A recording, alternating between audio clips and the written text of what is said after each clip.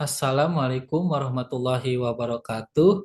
Hai, perkenalkan nama saya Cecep Kurniawan dari Fakultas Teknik Industri Buana Perjuangan Karawang. NIM akhir 1180. Di sini saya akan menjelaskan tentang tugas teori proses manufaktur. Di sini saya mengambil tema tentang proses produksi pembuatan kaca di pabrik kaca. Nah, bagaimana prosesnya? Mari kita simak videonya bersama-sama.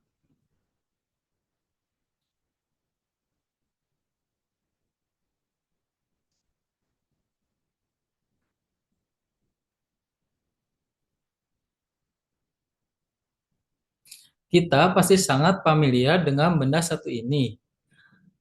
Kaca merupakan bagian penting dari dunia modern saat ini. Kaca merupakan bagian integral dari banyak fungsi dalam kehidupan kita sehari-hari. Mulai dari pengaplikasian sederhana seperti kaca jendela, gedung pencakar langit, dan layar ponsel smartphone, panel surya, dan juga sunroof mobil. Dan penggunanya akan terus berkembang dan berkelanjutan, mengikuti perkembangan industri dan teknologi sesuai dengan pangsa pasar. Lalu bagaimana kaca itu dibuat? Pada video kali ini saya akan mengajak kalian mengunjungi pabrik PPG dan NSG Group di Amerika Serikat.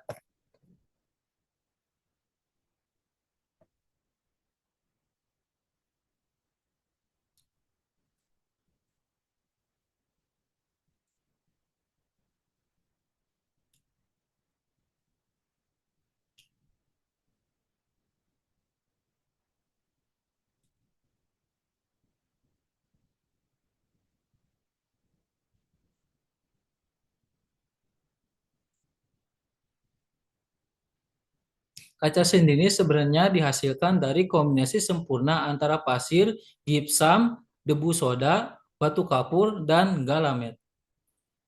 Pada video kali ini kita akan melihat proses pembuatan kaca float atau kaca apung atau lebih dikenal dengan kata kaca datar inlet yang diproduksi di pabrik.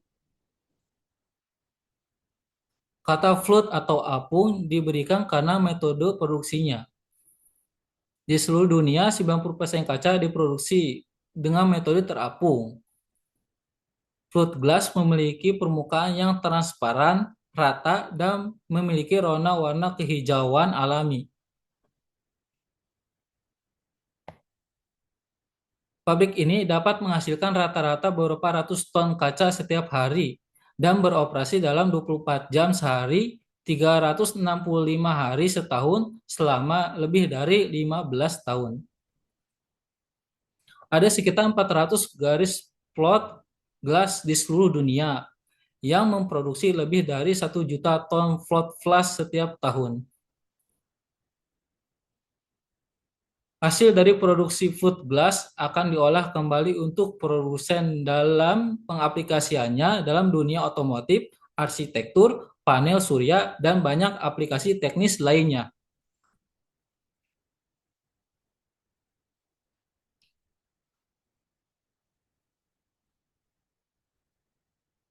Bahan dasar pembuatan kaca menggunakan beberapa bahan baku yang paling melimpah di bumi. Bahan utamanya adalah pasir yang menyumbang 60% dari apa yang disebut dengan page. Kapur dan dalamit ditambahkan untuk membantu sifat pelapukan kaca. Sementara soda dan sulfat menurunkan suhu di mana pasir akan meleleh.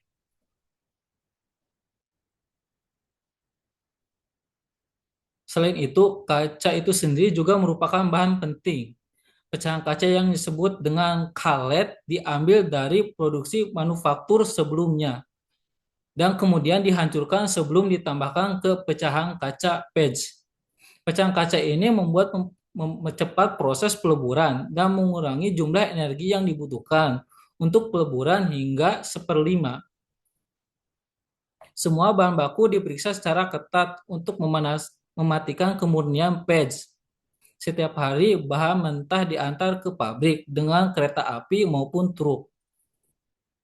Setelah di pabrik, bahan mentah dimuat dengan conveyor untuk dimasukkan ke silo penyimpanan di masing-masing proses batching. Proses batching ini dimulai setiap material dipindahkan ke silo untuk ditimbang, dicampur, dan dibawa ke ujung salah satu struktur tungku peluburan. Tungku peluburan kaca adalah open kue kuno di mana bahan patch dan pecahan kaca atau kalet dilebur hingga menjadi cair.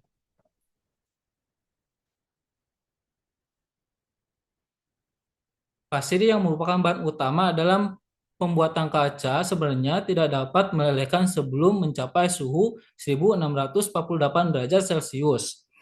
Namun, karena pasir dikombinasikan dengan bahan lainnya dalam batch sehingga suhu bahan dapat meleleh pada suhu di bawah 1648 derajat Celcius. Saat bahan patch memasuki tungku udara, panas dialirkan ke dalam tungku dengan kipas besar dan bergabung dengan aliran gas alam, sehingga menghasilkan semburan api bagaikan obor yang melelehkan batch hanya dalam hitungan menit. Setelah batch benar-benar meleleh, proses winding dimulai. Proses ini memungkinkan gelembung yang terbentuk selama proses peleburan naik ke permukaan kaca dan keluar ke atmosfer tungku. Setelah proses fining selesai, cairan kaca bergerak ke ruang berikutnya melalui lubang yang disebut dengan kanal untuk melalui operasi pembentukan yang dikenal sebagai proses bag.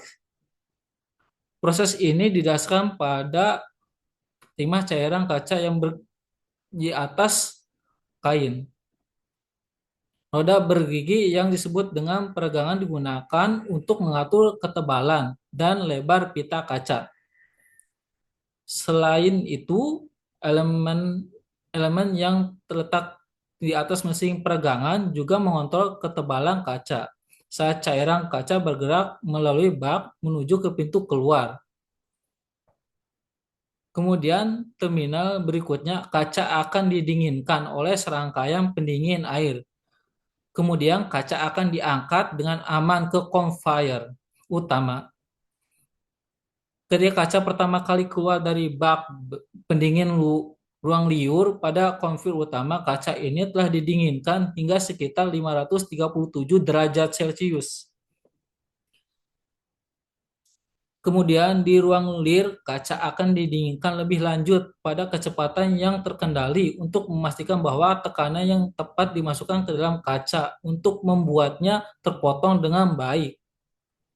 Setelah pendinginan, kaca keluar dari ruang lir pada suhu sekitar 176 derajat Celcius dan selanjutnya didinginkan oleh kipas udara terbuka yang besar hingga sekitar 93 derajat Celcius.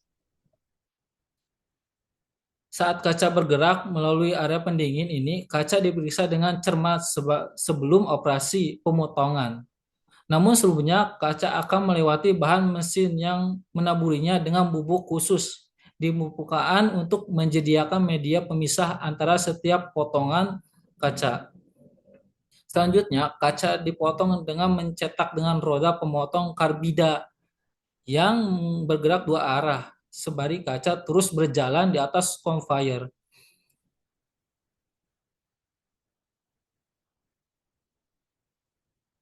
Kemudian, ketika kaca masuk di dalam roller yang bertindak sebagai titik tumpu tegangan, akan diaplikasikan dan kaca akan terpotong. Setelah kaca terpotong, plat kaca selanjutnya diarahkan ke dalam kelompok kecil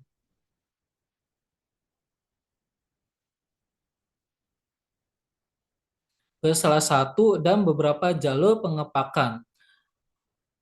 Kaca dipindahkan ke conveyor jalur utama ke jalur pengepakan otomatis melalui conveyor golem.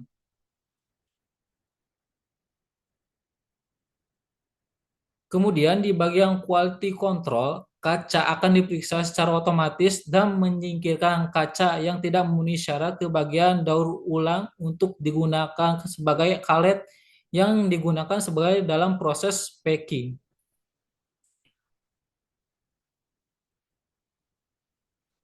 Akhirnya, kaca dikirim ke sistem PDM otomatis, modul transfer vakum yang beroperasi seperti penyedot debu, akan membawa dan menumpuk kaca pada bagian akhir produksi. Selain memeriksa kualitas secara otomatis, kaca juga akan diperiksa secara manual dengan metode sampling untuk memastikan kualitas kaca.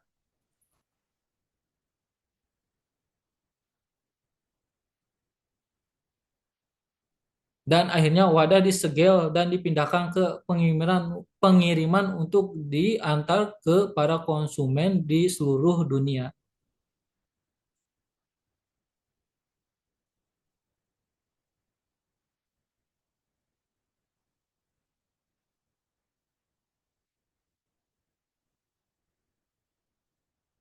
Ya, begitulah penjelasan dari saya mengenai proses produksi pembuatan kaca di pabrik kaca. Jika ada kesalahan dalam pembuatan video atau kesalahan dalam penerangan materi, mohon maaf. Dan jika ada kritik dan saran, boleh komen di bawah. Terima kasih sebelumnya. Saya Cecep Kurniawan. Wassalamualaikum warahmatullahi wabarakatuh.